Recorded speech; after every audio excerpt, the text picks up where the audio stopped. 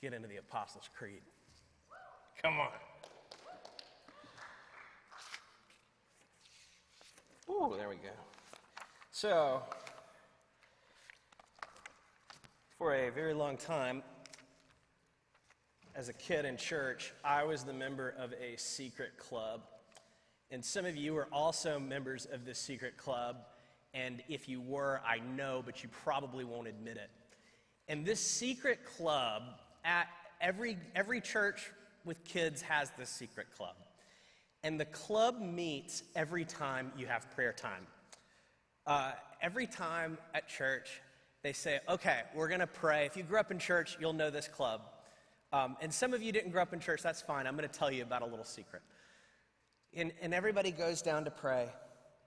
And then there's a secret club that meets, and you come up, and you look around during the prayer time. All right? I recognize some of you guys from there. Now, the idea behind this, the reason I was part of this secret club for years is because prayer seemed like such a weird thing to me. I mean, Jesus, like, talking to him, I don't know where he is. I don't know what he's up to. Like, it's kind of odd to talk to him like I would talk to Joe right now or talk to, somebody face to face. And historically, Christians have confessed that in Jesus, God became a man. But we've forgotten something, and that is that he's still a man. Because there's a huge important question for each of your spiritual lives, and that is this. Where is Jesus? Where is he? Where the heck is he? And this next part of the creed answers that question of where is Jesus right now? And in this line it says, he ascended into heaven and is seated at the right hand of God the Father Almighty. This is what we call the doctrine of the Ascension. And so, catching you up on the whole gospel thing, he's minding his own business, they crucify him, and then he's raised from the dead on the third day.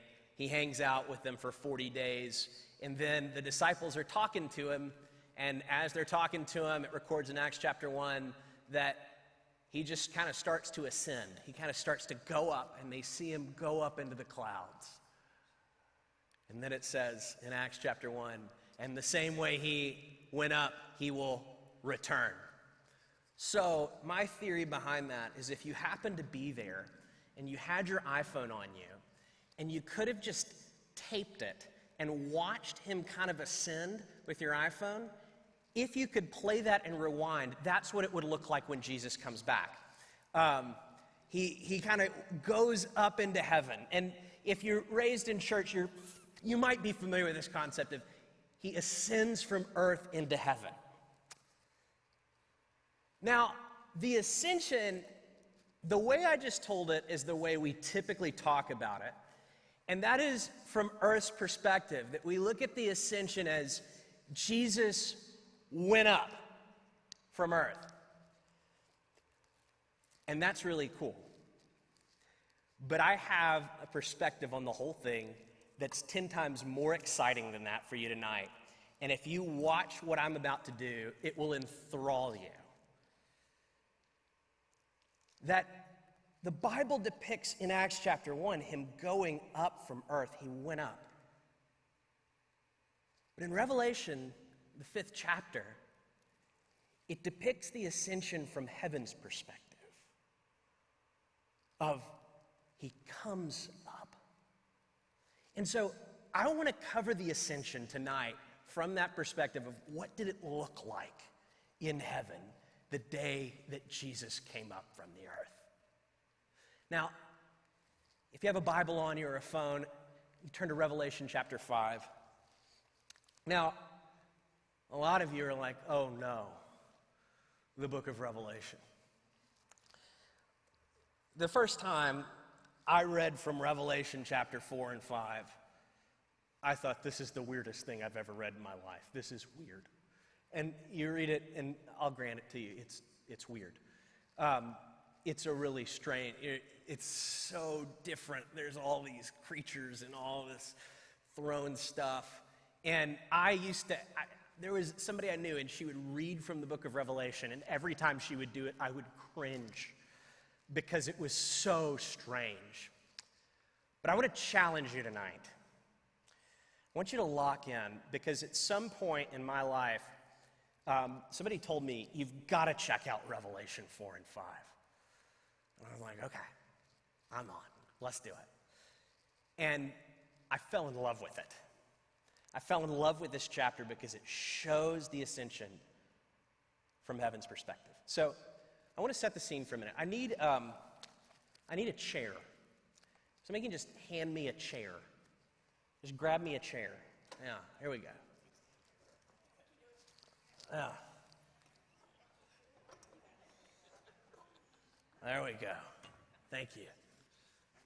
We're going to start here. Revelation chapter 4 and 5, picture heaven, and it starts with this slew of angels just surrounding. It describes them as 10,000 times 10,000 angels. And they're all singing and worshiping. Then it describes the center of it, what they're worshiping, a throne. And it describes God, it pictures him as seated upon this throne in heaven. And it describes lightning and thunder all coming onto this throne where there's this blinding, breathtaking, brilliant, beautiful God. And all around, they're all singing to him as he sits on this throne. And then, chapter 5, after it set the scene of all these angels singing to God on this throne, it says, I saw in the right hand of him who sits on the throne a scroll written inside and on the back and sealed up with 7 seals. So there's this depiction of God. He's holding this scroll, and it's sealed with 7 seals. Now, you're like, okay, scroll, what is this thing? What's this talking about? So 7 seals, it's hard to get into. But the contents of this scroll, if you're going to sell your car, what piece of paper do you have to sell your car? Title. It's a title deed. This scroll that God the Father is holding is the title deed of heaven and earth. It's the document that gives rightful ownership of all of creation. And he's sitting there and he's holding it.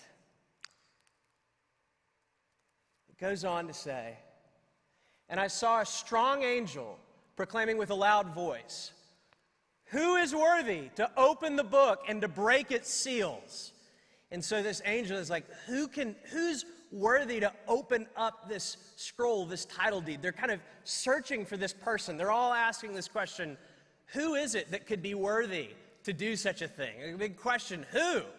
This mysterious, who could possibly be worthy to do this? Because, you think about, this is an inheritance of all of creation. You think about heirs, you look at the list of the richest people in the world. There's, I think in the top 10 is the heiress of Walmart. She was born into the right family, so she got Walmart. This is even significantly bigger than this. This is the heir of all creation. And they're asking this question, who's if you offered this, if you offered this scroll deal to me, I'd say, heck no. I don't want the responsibility. And most of you would say, heck no, I don't want the responsibility. But there's this great drama over who's worthy to open this book and to break its seals. And then it says, and no one, in verse 3, and no one in heaven or on the earth or under the earth was able to open the book and to look into it. And then I began to weep greatly because no one was found worthy to open the book and to look into it. And there's this huge drama about nobody is actually worthy enough to take this scroll out of God the Father's hand. Nobody's worthy of it. And all the drama centers around that. And then, the great surprise. Watch this. And then, one of the elders, is one of these angels up there, one of the elders said to me, "Stop weeping. Behold, look, the Lion of the tribe of Judah, the Root of David, is overcome to open the scroll and to break its seals." He says, we found somebody that can open this scroll, that's worthy to do it. Behold the Lion. Now, if I say to you, lion, what does this evoke? It evokes tremendous fear. Lions are terrifying creatures. Every few years you read that story about the unfortunate zoo trip where somebody gets locked in a cage with a lion and they, get pulled to pieces. That a lion is this terrifying, destructive, powerful, angry animal that can rip anyone to shreds. And it says, behold, look, and you are going to see the one that can open this scroll, and it's this lion. But watch this.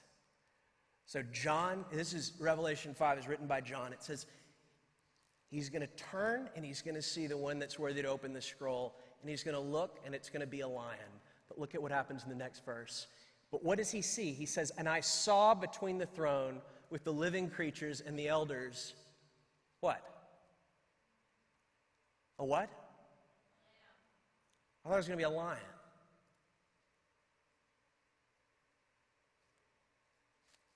He has this anticipation that he's going to see the one that's worthy to open this scroll, this title deed of heaven,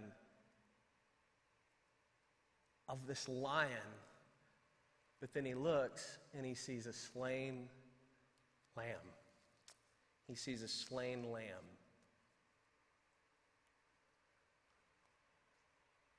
We expect this lion, but we look and it's actually a lamb. And this great Lamb of God is Jesus. Now, this is what happens every time Jesus gets revealed in the Scripture.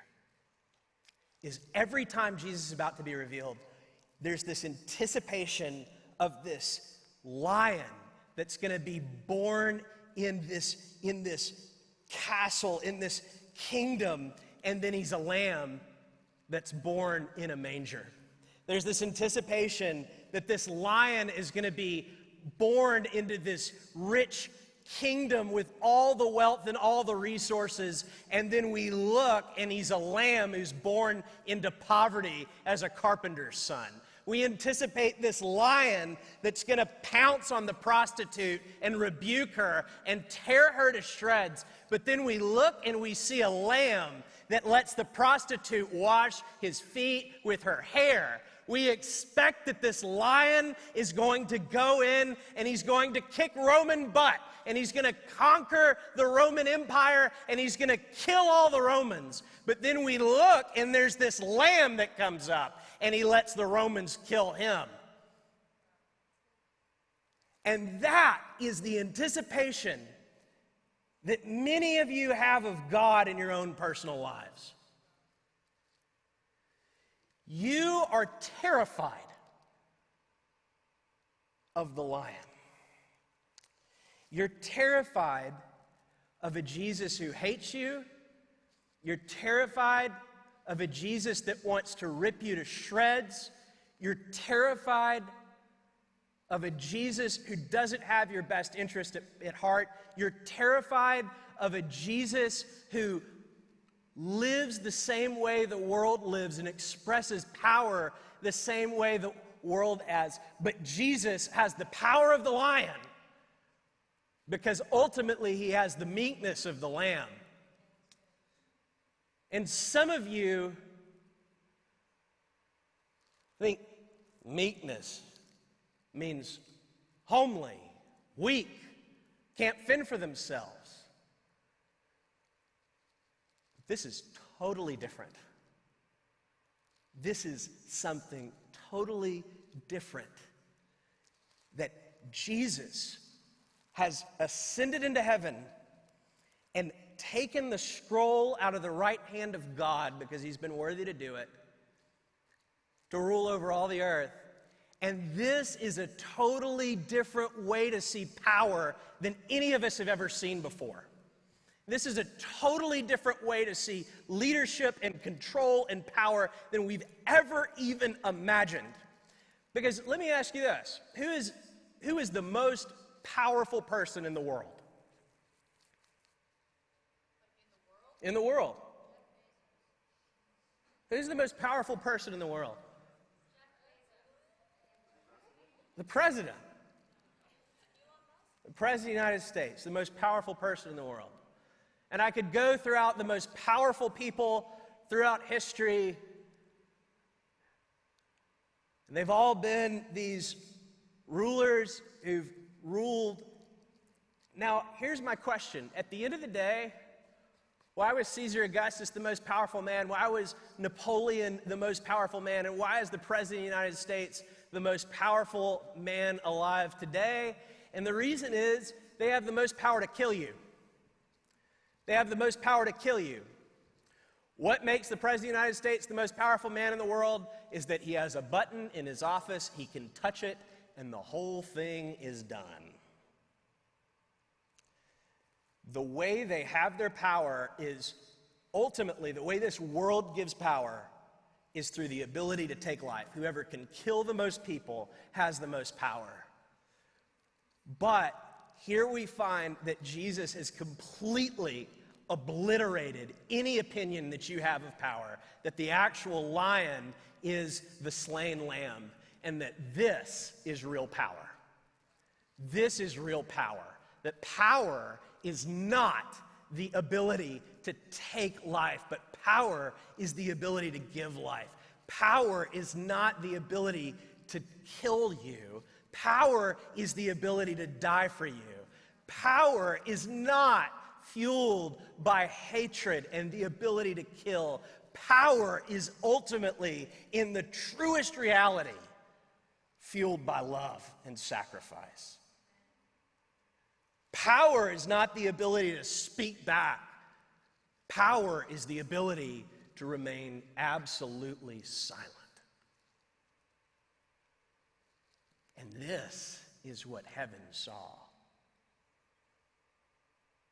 is someone who reigned with real power. Someone who reigned with real power. Because ultimately, meekness is power. Ultimately, meekness is real power.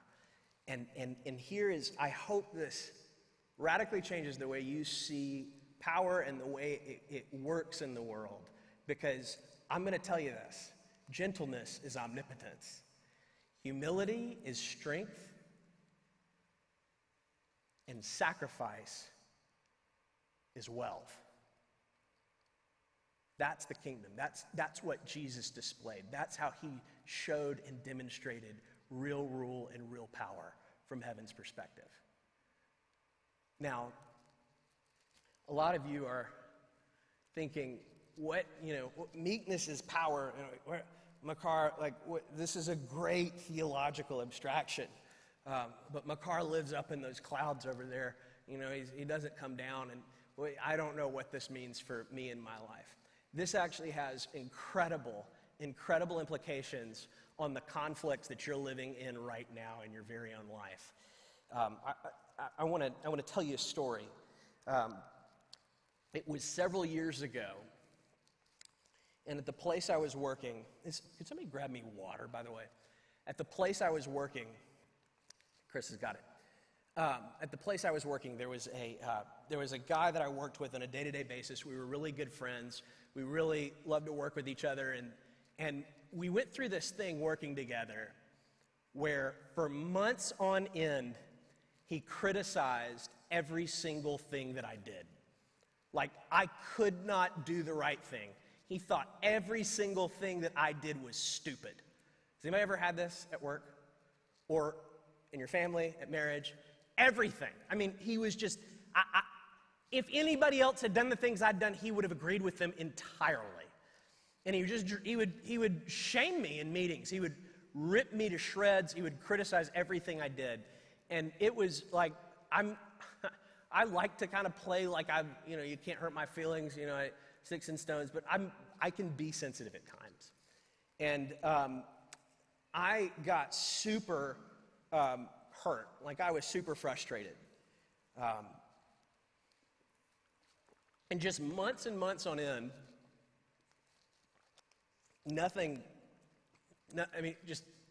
he'd berate me every day at work. And we were sitting in this office and we were having a meeting, and in the middle of the meeting, he just went on one of his tirades. That's so stupid what you're talking about. It's just ridiculous. It's just so stupid, blah, blah, blah. And everything in me wanted to rise up and to fight him and wanted to do the whole lion thing. I was about to roar.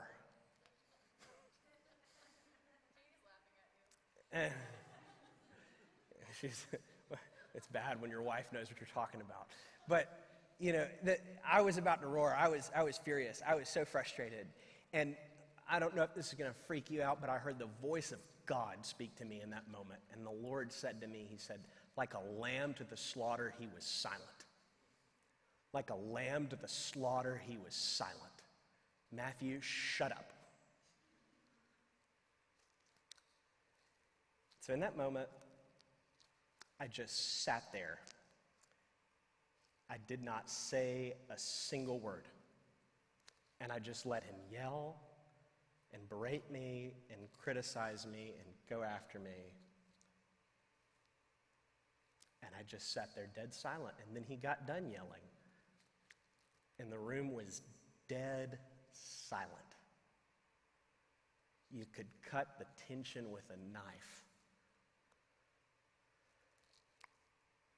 And after just a moment of silence, he just broke down. And I thought he was about to cry. And he looked at me and he said, Matthew, I am so sorry. I have been the biggest jerk to you. I've done nothing but criticize you for months on end. And to this day, he's one of my best friends. And the reason that worked is because meekness is real power. Martin Luther King used to talk about, in the days of the civil rights movement, they would practice. They would go into these restaurants and people would come in and, they would have actors come in and yell at them and curse them out. And he would say, I've got to train y'all to do meekness. I've got to train y'all to do meekness. You've got to be ready for this when this comes. Because when this comes, you're not going to be able to withstand it unless you're ready and trained in the real power, which is meekness. And through the power of meekness, he rediscovered the way Jesus does power, and it forever changed the world. Now, what I'm imagining is an army of young adults, 20s and 30s in Sarasota, who can find that same gospel principle and live it out before the world. Because here's what God does. If you, in the conflicts in your life right now, will decide to be a lamb to the slaughter, silent like Jesus, and you decide to fight for meekness in your heart, privately, God will fight for you publicly, and I guarantee that to you. If you will fight the private heart battle of meekness, God will fight for you publicly. If you will decide not to defend yourself, if you will decide not to fight back, if you will decide not to respond to your critics, but to sit there in silence, and I'm not saying just verbally not say silent, I'm saying in your heart, decide I'm not going to sit around and defend myself. God will fight for you publicly. And that is the greatest demonstration of the gospel that we can ever exhibit in conflict, because we know how power works, and it's completely different than the world. Now, a lot of you are like, okay, Makar, gosh, that sounds all well and dandy, but I can't do that. And I was on the debate team in high school. I'm good at arguing. Like, I can fight back, and I can do it good, and I can put you in your place good. This is hard for me, okay? I can't help it that I'm always right. Ask my wife. I can fight back. The great question that a lot of you are asking is, so where do I actually find the power to actually be meek? Where do I find the power to forgive people that hate me? Where do I find the power to go the extra mile, to turn the other cheek, to love people that hate me? Where do I find the real power to do this? And I'm going to surprise you with my answer. Because in the line of the Ascension, where it shows Jesus displaying power, the next sentence of the creed shows us where we get that power. Now, you're like, where is he going with us? What's the next line after the Ascension? And from there, he will come to judge the living and the dead. From there, he will come to judge the living and the dead. Now, this, to many of you, is actually the most offensive line of the entire creed. You're like, I'll buy into 11 out of 12 of those lines, but when you stand up and ask me to say that Jesus is a judge, I don't know if I can do that. If you come in with that idea, let me just ask you to hold it loosely, because I want to address it, and I think this will forever change your perspective on it. This guy, Miroslav Volf, he's fairly liberal. He's Yale. He's a professor at Yale. He's Croatian. He's Croatian, and he argues this. He says, nonviolence requires a belief in divine vengeance. And you're like, what in the world? What do you mean nonviolence requires a belief in divine vengeance? One time my sister looked at me and she said, I don't really think I could love a God who would actually judge someone. I'm really uncomfortable with that idea. And I'm sympathetic. I hear that. That sounds really, really cruel. But Miroslav Volf argues this. He says, often he grew up in Croatia, and he comes to the West, and he says, when I got to the West, I would hear people make this statement. They would say, how could an all-loving God actually judge? How could an all-loving God actually judge? And he said this. He said, only in the West, where you have had absolute prosperity, you've never had political instability, you've never seen warfare within your lifetime, you've lived in the comfort of your own homes, and you've never seen true disaster in your lifetime, can you actually make such an argument? Miroslav Volf grew up in Croatia, and he lived through the Bosnian genocide. And he said that he saw in the Bosnian genocide there are over 8,000 people killed just because of their ethnicity. And 25,000 to 30,000 people are displaced. And Miroslav Volf had to pastor people in the midst of this. And he said, I would look at these people who had seen their wives and their sisters raped. They had seen their brothers have their throats slit. They had seen all of their money stolen, and they had been displaced and moved out of their own homeland just because of their ethnicity. And I had to look at them, and I had to tell them to forgive. And when I told them to forgive, the only way that I could tell these people to forgive the terrible atrocities that they'd lived through is to tell them this. God will bring justice. God will bring justice. You can forgive and you can be meek. You can drop the awful things that people have done to you if you finally know this truth, that God is the one that brings justice. That Jesus is the one who actually brings justice on the earth. That Jesus is the one who's going to cover that offense. That Jesus is the one who's going to come back on that.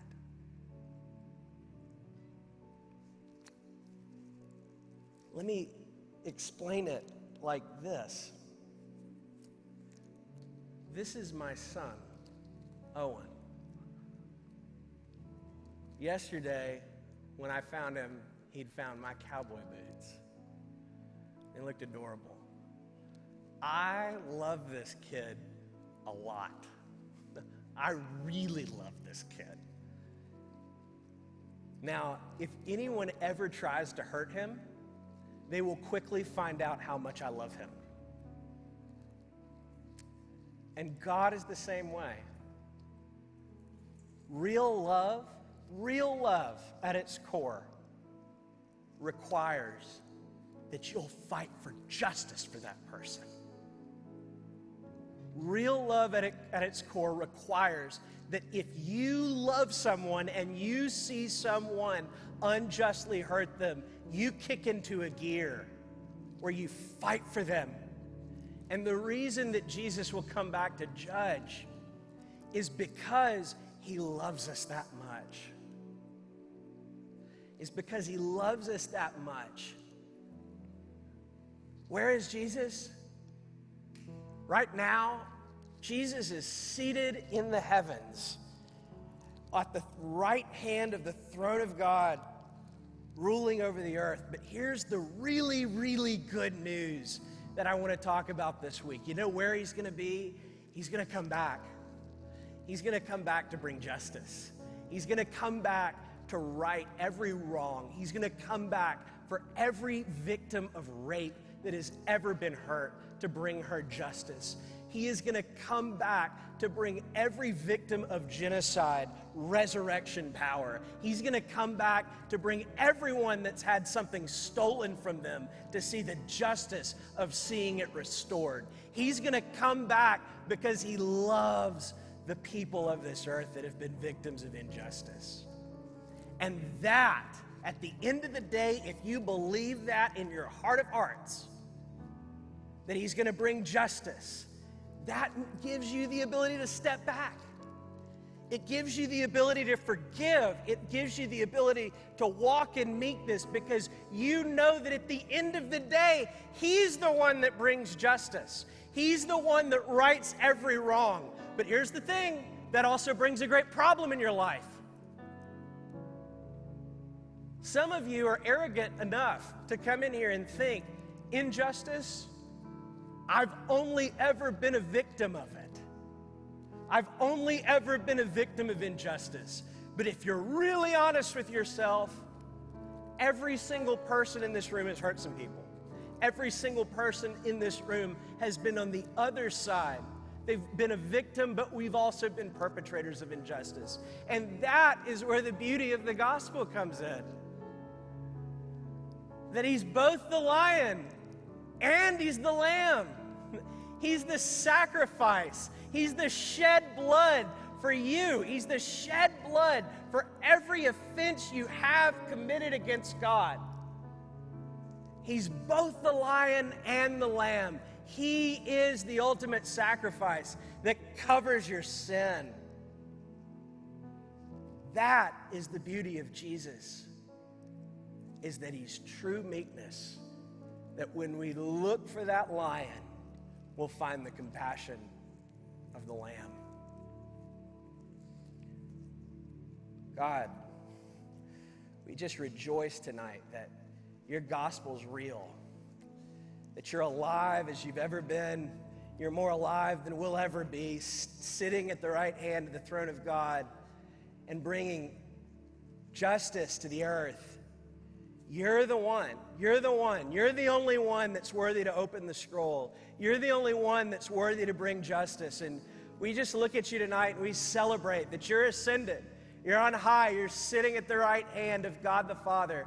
You're a real man. You're a real man. And God, we want to touch you tonight, God. Let's just stand up.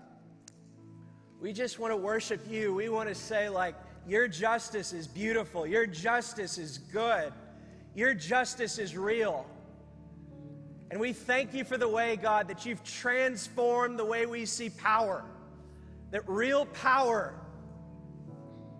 is not the ability to fight our own fights, but real power is the ability to let you fight our fights. Real power is the ability to let you come and bring justice. Real power is to have faith that you're the one that's going to right every wrong so we don't have to. Real power is the ability to rely on you. And so, Holy Spirit, we just ask you to come tonight and make the beauty of the Lion and the Lamb real before us, to make the beauty of the power of meekness real before us. And I pray for every single person in this room, including myself, that you would touch those parts of us that have bought into the lie that power comes through intimidation or power comes through hatred. Oh, no. Oh, I've got power and it never fails. And it's love. It's love. It's love. It's affection. It's affection for other people. It's real love. It's the real love that was ultimately demonstrated on the cross of Calvary. Oh, God, I pray that you would let us be a people that go out into the community and express that real love the same way you did on that cross. That we would be ones that are in the community that love them in a way that makes the beauty of the gospel completely undeniable. In Jesus' name.